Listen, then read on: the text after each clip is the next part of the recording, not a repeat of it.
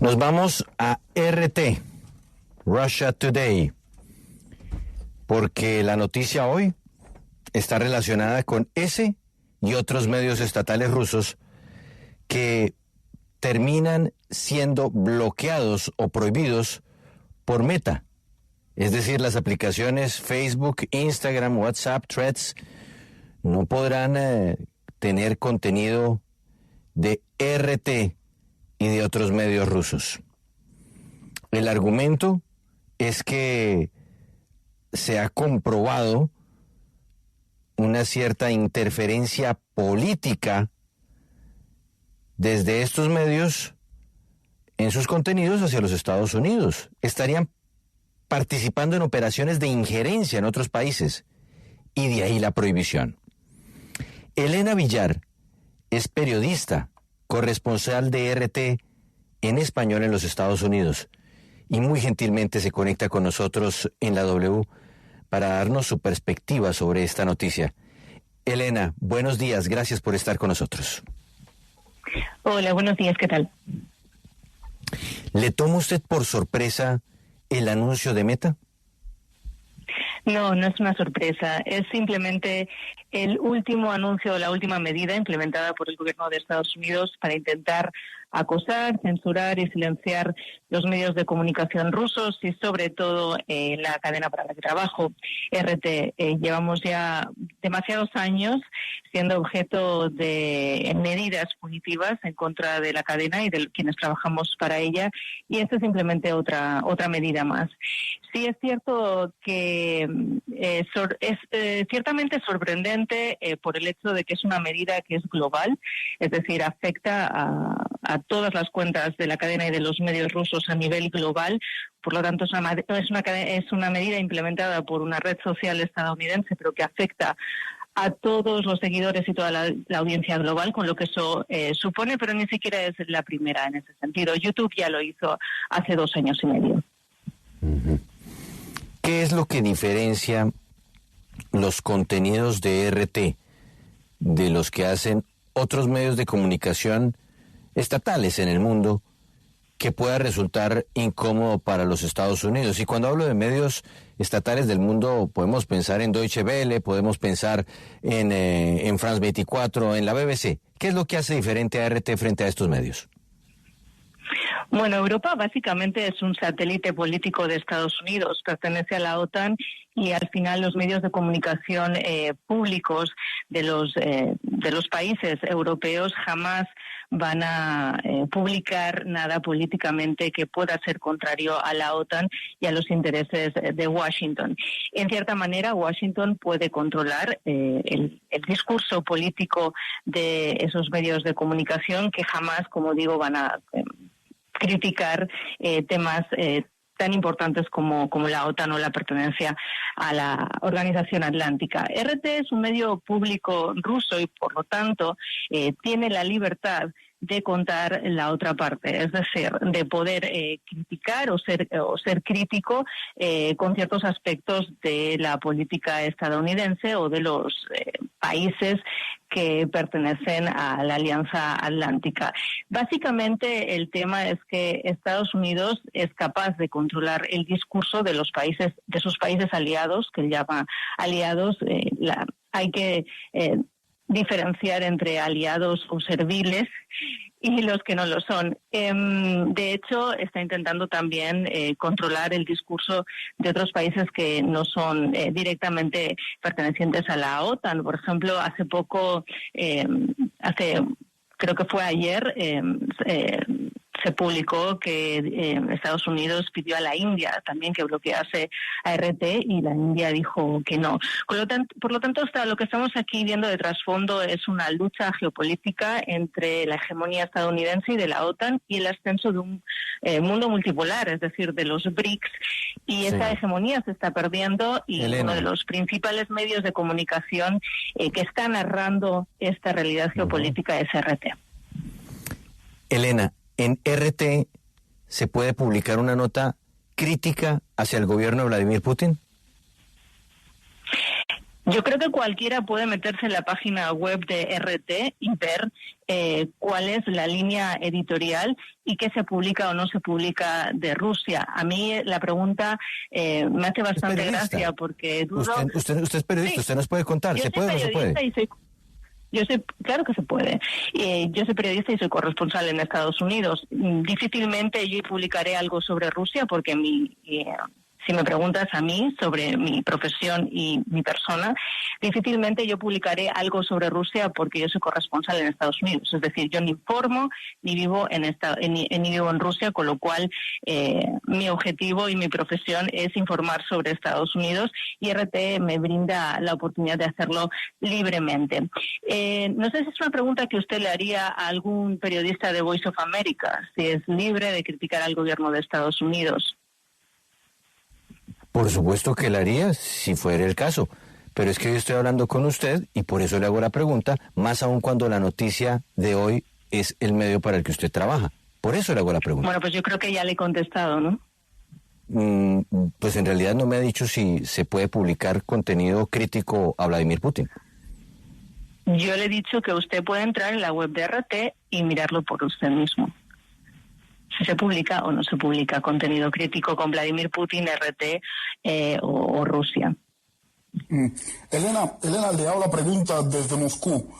Quisiera un poco conocer, sería interesante compartir también con la audiencia, cómo es su vida ya a la hora de, por ejemplo, de tener un entrevistado, abrir, no sé, estar en una cobertura. ¿Le es difícil o no un poco la vida periodística, las estrategias que se usa para poder acceder a alguna información, cubrir algún tipo de evento? Cuéntenos, por favor. Trabajar en Estados Unidos siendo corresponsal de RT es muy difícil, pero esto no es nuevo. Esto llega desde la época de Donald Trump y el Russiagate, que sirvió, que como todo el mundo sabe, el Russiagate al final quedó en nada, era un bulo que se impulsó precisamente para empezar la cacería y la censura de los medios de comunicación rusos. Como digo, esto empezó a partir del gobierno de Donald Trump. Se hizo a RT América registrarse en FARA, que es una ley que data de los tiempos nazis para intentar poner coto a los nazis. Se desempolvó en contra de RT, es decir, hacer que RT América se registrase como un agente extranjero en lugar de como un medio de comunicación. Y como digo, ese solo fue el inicio porque de hecho RT América se vio obligado a cerrar años después debido a la persecución de Estados Unidos. Seguimos algunos periodistas trabajando para RT desde aquí, pero como saben no es fácil. Sí que es cierto que al final el trabajo sale. Una de las ventajas, como digo, de RT es que se pueden tratar los temas que normalmente el resto de medios de comunicación ocultan sobre las realidades de Estados Unidos. Y siempre hay protagonistas que llevan toda su vida intentando que los medios de comunicación les den voz y están muy agradecidos de que exista un medio de comunicación como RT y les demos voz. Así que sí, el trabajo es difícil en algunas cuestiones. Por ejemplo, jamás vamos a conseguir a un portavoz político demócrata o algo parecido, pero sí que se pueden hacer otro tipo de temas más sociales o incluso políticos con gente que no sean políticos de primer orden, por ejemplo.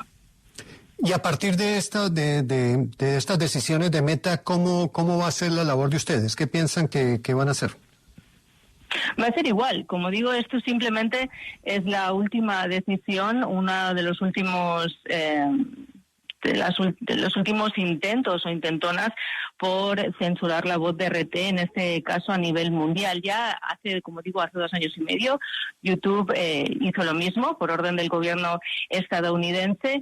Y bueno, simplemente se añade, es una medida más que se añade al acoso de nuestro trabajo. Nosotros vamos a seguir trabajando. Existen multitud de otras plataformas en las que podemos seguir transmitiendo. Seguimos en X, seguimos en Telegram, seguimos en Rumble, seguimos en VK.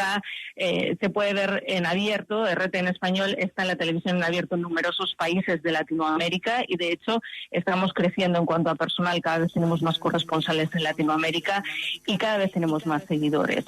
Esto simplemente lo que viene a enseñar es que Estados Unidos es incapaz de competir en un ambiente justo con la información, ¿no?, global. Hay que recordar que cuando YouTube censuró globalmente RT en español era el canal de noticias más visto en esa plataforma. Es decir, si no existe censura y hablamos de libertad, igualdad de condiciones para competir, sí, algo de lo que Estados Unidos es muy presume, ¿no?, de ello, ¿no?, sobre la libertad de información y sobre la igualdad de condiciones. Cuando existe libertad, la gente opta por RT, y es lo que Estados Unidos no puede seguir considerando, y por eso está estableciendo este tipo de medidas para intentar censurarnos cada vez más. Elena, Alberto Lebrón desde Beijing, China. Aquí, por ejemplo, las redes sociales están censuradas y es difícil, imposible ver contenido occidental circular libremente, al alcance de un clic. Vamos. En Rusia, usted comentaba Voice of America. Voice of America está disponible a golpe de clic para cualquier ruso en redes sociales rusas. ¿O no crees que igual se debería encajar con cierta deportividad que en ocasiones como esta Occidente trate de equilibrar el tablero también, censurando medios del otro lado, por así decirlo? No es un equilibrio. Existe una diferencia fundamental entre lo que está ocurriendo, entre lo que acaba de suceder y lo que usted está narrando. Creo que cualquiera puede entender que hay una diferencia fundamental entre que un país bloquee una señal o unas cuentas que van a seguir existiendo y emitiendo fuera de ese país, o incluso se puede acceder en ese país con VPN. De lo que estamos hablando es de que una red social, bajo petición del gobierno de Estados Unidos, bloquee mundialmente. Es decir, si usted sale de China, puede ver Voice of America. Si usted sale de Rusia, puede ver Voice of America. En este caso, Estados Unidos ha decidido que el mundo entero no pueda ver RT a través de Instagram o de Facebook. Creo que es una diferencia fundamental que todo el mundo debe tener clara. Se están estableciendo decisiones que no afectan solo a Estados Unidos, al país que decide esto en cuestión, sino que afectan a todo el mundo. Es decir, Estados Unidos está decidiendo por toda la audiencia global y planetaria. Elena, y de esa misma forma, ¿cree usted que Rusia podría reaccionar frente a esta posición? Bueno, yo no soy portavoz del gobierno ruso, pero sí me puedo hacer eco de lo que ya han dicho. Es decir, Meta está, como todo el mundo sabe, está censurada en Rusia y está considerado un elemento extremista, porque hay que recordar que Meta en su momento dio luz verde públicamente a que se publicasen mensajes de odio contra Rusia en la red social. Esto hizo que el gobierno censurase Meta en contrapartida. Esta última decisión de Meta, precisamente, lo que no creo es que vaya a solucionar las cosas.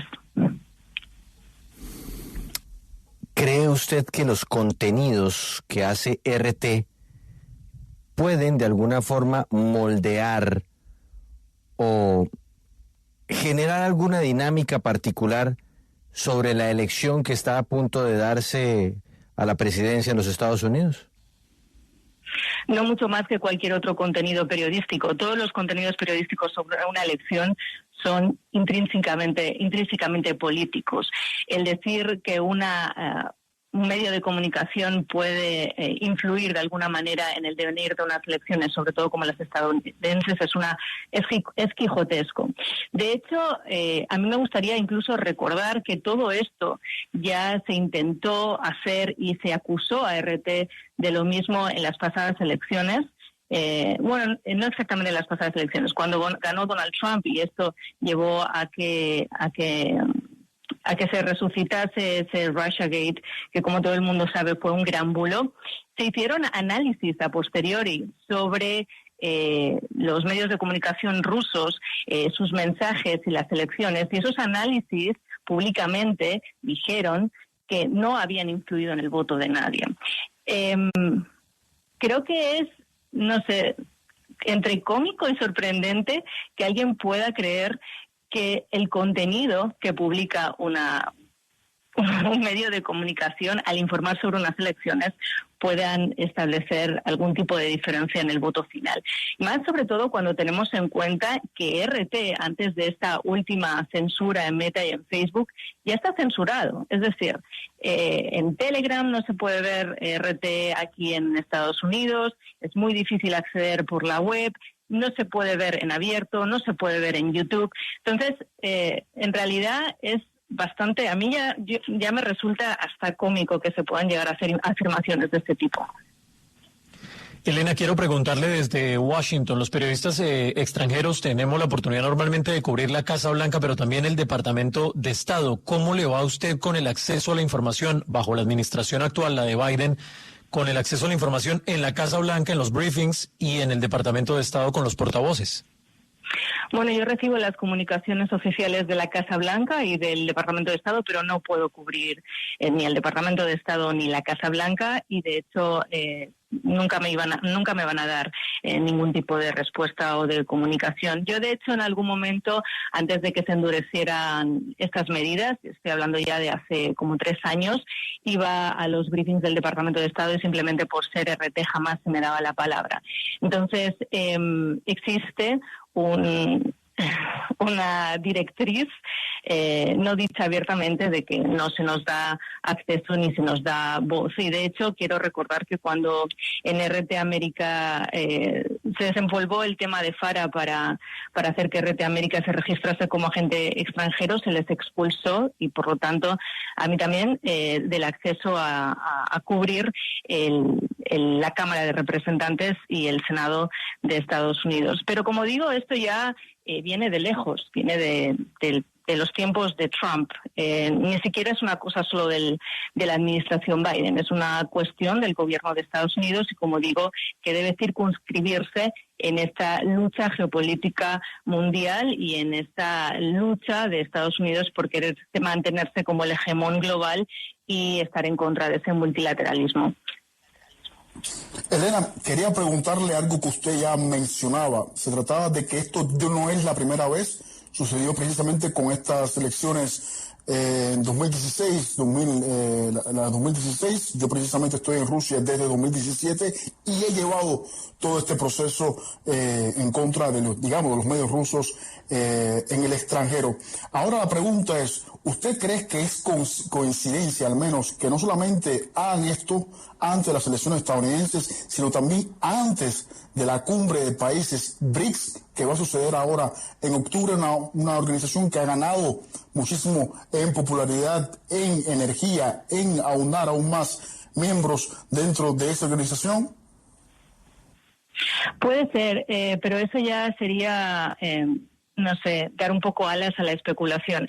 A mí me parece que principalmente esto se circunscribe en un tema en el que estamos en periodo electoral aquí en Estados Unidos y en que al final esto es un win-win para el Partido Demócrata. Por un lado, porque es el que está en el poder. Por un lado, lo que hace es intentar avivar toda esa Russiagate histeria, rusofobia de que Rusia podría estar ayudando al Partido Republicano, otra vez reavivar lo del 2016, que ya se demostró que fue mentira, para intentar arañar esos votos de gente que todavía sigue consumiendo ese bulo. Y por otro lado, y también en el caso de perder, poder seguir, reavivar ese fantasma y ejercer la oposición, una nula oposición respecto a eso. En el caso de ganar, simplemente sirve de medida precedente para seguir ampliando la censura, no solo hacia RT, sino a otros medios de comunicación. Ya pasó con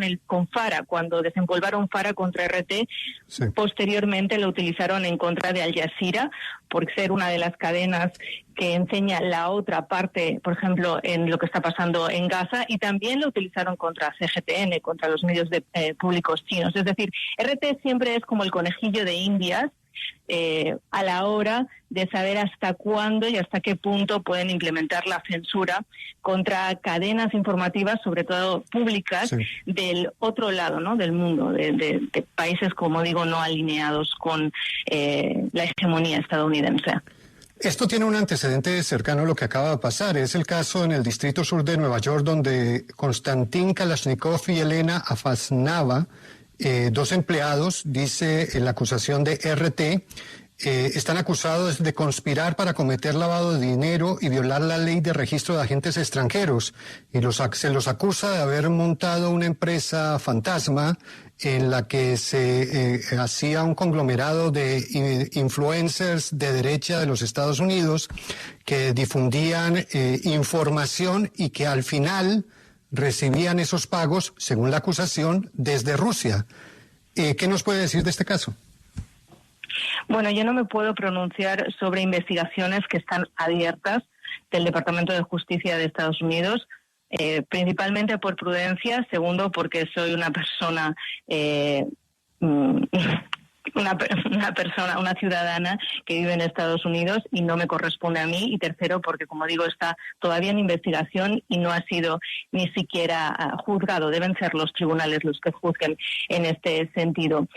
Con lo cual yo no puedo dar muchos datos sobre eso. Simplemente, si quieren, a modo anecdótico, ni siquiera conocía de la existencia de estas personas. Yo jamás he conocido a una persona con esos nombres y trabajo para RT. Con lo cual me pilla tan de sorpresa como a todo el mundo. Simplemente decir eso, que no puedo pronunciarme exactamente sobre este caso porque es algo que está el Departamento de Justicia investigando y deberán ser los tribunales y los jueces los que se pronuncien, pero también me parecen unas acusaciones un poco quijotescas, o poner el grito en el cielo por algo que Estados Unidos directamente hace abiertamente. De hecho, hace unos días el Congreso de Estados Unidos aprobó $1.600 millones en propaganda anti-China para financiar medios, ONGs o periodistas o agentes de influencia que puedan publicar propaganda anti-China, y esto lo hacen completamente en abierto, aunque luego no desvelan hacia quién van esta financiación, ¿no? Entonces, mientras por un lado vemos este tipo de cosas que ni siquiera son noticia en medios de comunicación, supongo como el vuestro, Estados Unidos decide poner el grito en el cielo sobre dos personas X, simplemente pues yo creo que para apuntar a RT y generar este tipo de histeria colectiva para que sirva para justificar acciones de censura que, como estoy diciendo, son censura global, que ni siquiera ya está dentro de los límites o de las fronteras de Estados Unidos, es simplemente Washington decidiendo por el resto del mundo. Elena Villar, corresponsal de RT en español en los Estados Unidos, gracias por acompañarnos en esta mañana y darnos su perspectiva sobre esta decisión de Meta. Gracias a vosotros. Cumplo 140 años y además de bailar los clásicos, repito mi álbum de reggaetón una y otra vez. Pórtate al plan postpago ETV de 60 gigas por $39,900 mensuales. Recibe el primer mes sin costo y disfruta Spotify y Deezer sin gastar tus datos. Llama ya, 601-371-4000. Válido del 6 al 30 de septiembre de 2024. El primer mes sin costo aplica para líneas portadas. Aplican términos y condiciones en etv.com/TIC.